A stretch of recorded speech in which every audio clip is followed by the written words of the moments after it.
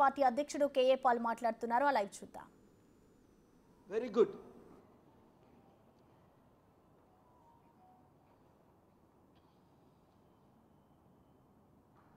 డెబ్బై సంవత్సరాల వయసున్న చిరంజీవి మతి తప్పి మాట్లాడా లేదా ఒక కొత్త వేషం వేశాడా అన్నది ఒక ప్రశ్న. నిన్నేమన్నాడు? నేను రాజకీయాలకి దూరంగా ఉంటున్నాను, ఇంకా లైఫ్లో ఏ పార్టీలో ఉండను. మొన్నేమన్నాడు? ప్రజారాజ్యమే జనసేనగా ఆవిర్భవించింది. అటు మొన్నేమన్నాడు? నేను బ్రతికున్నంత వరకు రాజకీయ నాయకులను ఎందుకు కలుస్తున్నాను అంటే రాజకీయం చేయడానికి. ఈ మధ్యనేమన్నాడు? మోదీని కలిసినప్పుడు. ఆ తర్వాత ఆ మధ్యనేమన్నాడు? మీరు చూడండి, వీళ్ళ మాటలు వీళ్ళేంటంటే పిల్లు కళ్ళు మూసుకొని పాలు తాగితే ఎవ్వడూ చూడలేదు అనుకుంటాడు, టక్కమని పడినంత వరకు. అలాగుంది చిరంజీవి పవన్ కళ్యాణ్ మాటలు. వాళ్ళకి అవసరమా రాజకీయం? ప్రజారాజ్యం పెట్టినప్పుడే 2008లో అన్నాను, ఇది కాంగ్రెస్ బి పార్టీ, ప్రజారాజ్యం కాంగ్రెస్లో చేర్చేస్తారు, మనందరినీ మోసం చేస్తారు అన్నాను. కాపులు బీసీలు 90% నమ్మి ఆయనకి 18% ఓట్లేశారు. నమ్మను మూర్ఖులు వేశారు.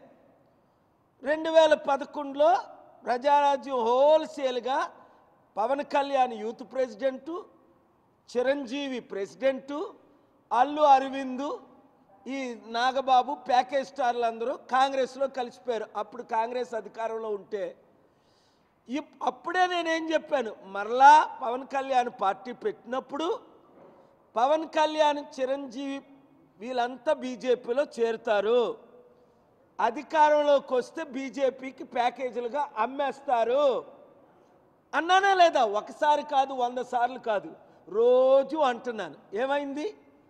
మాయావతి కాళ్ళ మీద విశాఖపట్నంలో పవన్ కళ్యాణ్ పడినప్పుడే, మోదీని తిట్టినప్పుడే పాప మా చంద్రబాబు నాయుడు గారు ఎలా నమ్మారో అది నాకు విచారంగా ఉంది.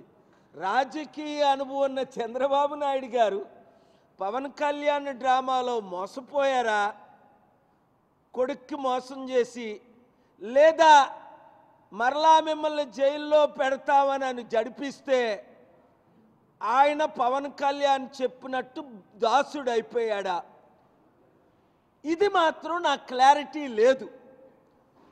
చంద్రబాబు నాయుడు గారు వినండి ఒక మాట, పవన్ కళ్యాణ్ 2019లో మిమ్మల్ని ఘోరంగా తిట్టి CPI CPM BSP JD Lakshminarayana 5గురితో పార్టీ పెట్టినప్పుడే 5-6% ఓట్లు వచ్చాయి. చిరంజీవి హోల్సేల్గా 2011లో జాయిన్ అయినప్పుడే 2014లో 1% ఓట్లు రాలేదు. వాళ్ళకి ఓట్ బ్యాంక్ లేదని మీకు తెలీదా? ఏది ఏమైనా ఎన్టీఆర్ స్థాపించిన తెలుగుదేశం పార్టీకి ఎప్పుడూ కొంత ఓట్ బ్యాంక్ ఉంటూనే ఉంటుంది. మీరు సూపర్ 6 ఫెయిల్ అయినందుకు, మీరు జగన్ లక్షల కోట్లు అప్పు చేసినందుకు, నిరుద్యోగులందరూ, ఉద్యోగులందరూ, నీతున్న వారందరూ, తెలివైన వారు అందరూ, ముఖ్యంగా కమ్మ, కాపు, రెడ్డి, బీసీ, ఎస్సీలంతా కేఏ పాల్ను కోరుకుంటున్నారు. ఎందుకు? మీరందరూ ఫెయిల్ అయిపోయారు, నేను సక్సెస్ అయిపోయాను. ప్రపంచంలో అన్ని విషయాల్లో సక్సెస్ అయ్యాను. ఇండియాలో అద్భుతంగా స్టీల్ ప్లాంట్నే మోదీని అమ్మకుంటా 5 ఆర్డర్లు తెచ్చా. మరలా హైడ్రా డ్రామా మొదలెట్టాడు రేవంత్ రెడ్డి. ఆ హైడ్రా డ్రామాని రేపు నేను ఎల్లుట హైదరాబాద్ వెళ్ళి మరలా ఆపుతా, జైల్లో పెడతా. ఎందుకు? చట్టానికి చంద్రబాబు నాయుడినే జైల్లో పెట్టినప్పుడు, ఇప్పుడున్న హోమ్ మినిస్టర్ అమిత్ షానే 18 ఏళ్ళు జైల్లో పెట్టినప్పుడు